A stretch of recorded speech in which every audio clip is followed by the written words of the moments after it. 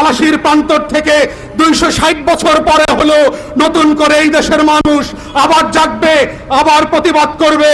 যদি মনে করে থাকেন পুলিশের গাড়ি দিয়ে, ভেহিকেল দিয়ে, কানন দিয়ে, র্যাবের গুম খুনের ইতিহাস চাওয়া করে, বিডিআর দিয়ে, সেনাবাহিনী দিয়ে বাংলাদেশের 20 কোটি মানুষের স্বাধীনতার সম্ভাবনা আকাঙ্ক্ষাকে হত্যা করবেন, বোকার স্বর্গে বাস করছেন, বাংলাদেশের মানুষকে চেনেন নাই।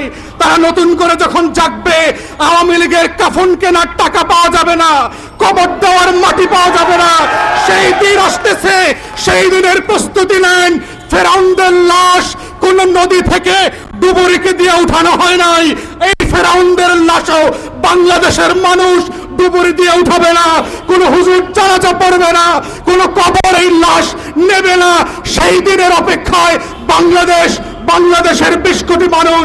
তাই আমরা মনে করিয়ে দিচ্ছি, যত স্বার্থ করেন, যত লুটপাট করেন, যত পদ্মা সেতু আর মেট্রো রেল বাঁচান, বাংলাদেশ মির্জাফরদেরকে আগেও ক্ষমা করে নাই, এখনো করবে না, ভবিষ্যতেও করবে না। সবাইকে অসংখ্য ধন্যবাদ। আসসালামু আলাইকুম।